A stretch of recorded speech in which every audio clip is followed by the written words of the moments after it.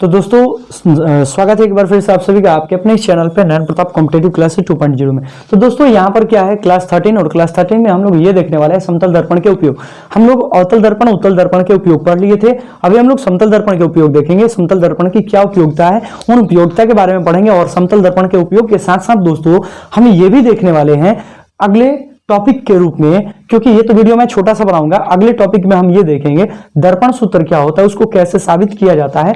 इसके साथ साथ दोस्तों हम ये भी देखने वाले हैं दर्पण सूत्र के साथ साथ दोस्तों दर्पण सूत्र के बाद हम आवर्धन के बारे में पढ़ेंगे और आवर्धन को जैसे हम बताएंगे उसके बाद ये चैप्टर आपका समाप्त हो जाएगा। उसके बाद हम लोग केमिस्ट्री की वीडियो अपलोड करेंगे। तो उससे पहले ही अगर आप कमेंट कर देते हैं तो हम केमिस्ट्री की वीडियो अपलोड करना शुरू कर देंगे और केमिस्ट्री की वीडियो बनाना शुरू कर देंगे। तो चलिए दोस्तों देखते हैं यहां पर समतल दर्पण के उपयोग। समतल दर्पण का पहला नंबर उपयोग होता है दोस्तों कि इसका उपयोग कहां करते हैं, तो समतल दर्पण का उपयोग हम समतल दर्पण का उपयोग पेरिस्कोप में करते हैं। कहां करते हैं, पेरिस्कोप में। अब ये पेरिस्कोप क्या होता है दोस्तों उसको समझते हैं। दूसरा है दोस्तों समतल दर्पण का उपयोग कहां करते हैं, तो दोस्तों हम करते हैं कैलिडोस्कोप में। कहां करते हैं, कैलिडोस्कोप में। तो आइए हर एक पॉइंट को समझते हैं। पेरिस्कोप क्या होता है, तो पेरिस्कोप जो दोस्तों यह एक ऐसा यंत्र है जो पनडुब्बी में इस्तेमाल किया जाता है। कहां पर इस्तेमाल किया जाता है, पनडुब्बियों में। ठीक है, पनडुब्बियों में आक्रमणकारियों को देखने के लिए। जैसे यहां पर ये एक है, ये एक ऐसा होता है और इसमें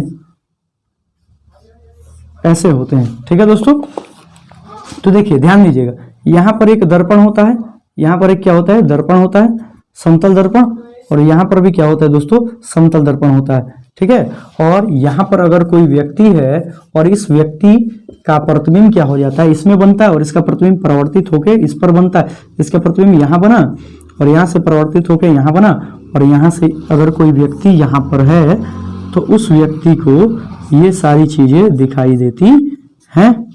ठीक है दोस्तों, उम्मीद करते हैं समझ में आया होगा।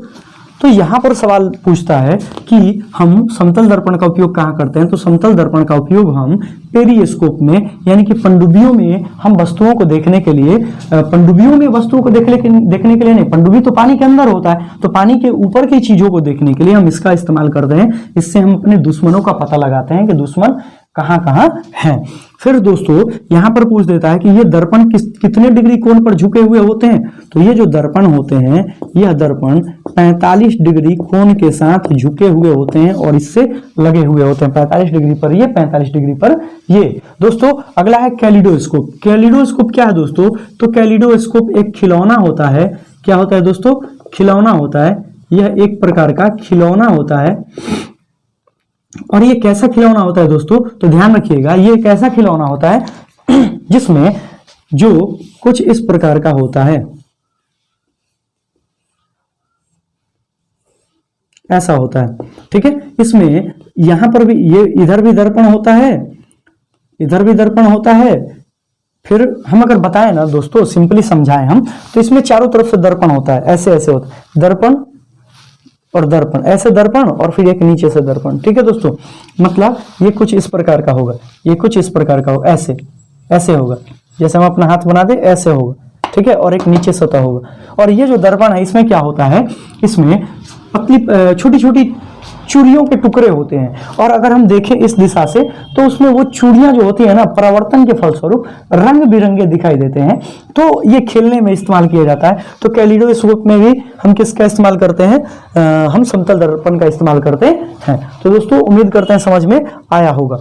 अब इसमें एक पॉइंट आता है दोस्तों कि समतल दर्पण की फोकस दूरी क्या होती है। तो समतल दर्पण की जो फोकस दूरी होती है, याद रखिएगा, पहले तो समतल दर्पण की हम फोकस की बात करें तो इसकी जो फोकस होती है वो होती है अनंत, और इसकी जो फोकस दूरी होती है दोस्तों वो भी फोकस दूरी क्या होती है, वो भी होती है अनंत।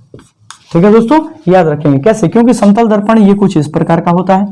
अब अगर मान लो कि ये समतल दर्पण है, तो समतल दर्पण में अगर हमें फोकस चाहिए और हमें फोकस दूरी चाहिए, तो हम अगर इस दर्पण को ऐसे ऐसे बढ़ाएंगे, ऐसे ऐसे बढ़ाएंगे, इसको भी आगे बढ़ाएंगे, इसको भी आगे बढ़ाएंगे, तो ऐसे ऐसे ऐसे ऐसे ऐसे ऐसे कहीं क्या होगा, कहीं भविष्य में मिलेगा। और जहां पर मिलेगा वहीं पर क्या होगा, जहां पर मिलेगा वहीं पर उसका सेंटर होगा, जहां पर मिलेगा तो उसके बीच में कहीं सेंटर होगा, और सेंटर होगा तो वक्रता केंद्र, और वक्रता केंद्र और इस दर्पण का कहीं बीच वाला हिस्सा है उसको मिलाने वाली रेखा बनेगी मुख्य अक्ष या प्रधान अक्ष।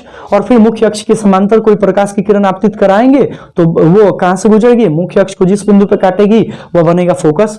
अब फोकस बनेगा अनंत के अनुसार, अब वो जो है अब अनंत पर जाके मिलेगी तो हमारा वक्रता केंद्र भी अनंत होगा, वक्रता त्रिज्या भी अनंत होगा, और प्रकाश को मुख्य अक्ष के समांतर भेजेंगे तो वो भी अनंत होगा, और फोकस से गुजरेगी तो वो भी अनंत होगा, और फोकस और पोल के बीच की दूरी निकालेंगे तो वो हमारा वो हमारा फोकस दूरी होगा। तो फोकस दूरी भी इसकी अनंत होती है, फिर इसकी फोकस जो होती है वो भी अनंत होती है, ये याद रखिएगा। वक्रता त्रिज्या भी अनंत होती है, इसकी वक्रता त्रिज्या जो होती है वो भी अनंत होती है, ये याद रखेंगे। ये सारे पॉइंट्स आपके एग्जाम में पूछे जाते हैं या वन लाइनर क्वेश्चन के रूप में पूछे जाते हैं। वीडियो कैसा लगा आपको कमेंट में हमें जरूर बताएं, और ये चैनल पर अगर आप कोई नए हैं तो प्लीज चैनल को सब्सक्राइब करें, दोस्तों के साथ शेयर करना ना भूलें। ये चैनल आप ही का है, वीडियो को लाइक करें। धन्यवाद। अब मैं केमिस्ट्री की वीडियो इस पर अपलोड करूंगा दोस्तों, तो अगर आप कमेंट करते हैं तो केमिस्ट्री की वीडियो अपलोड करेंगे। तब तक के लिए बाय बाय।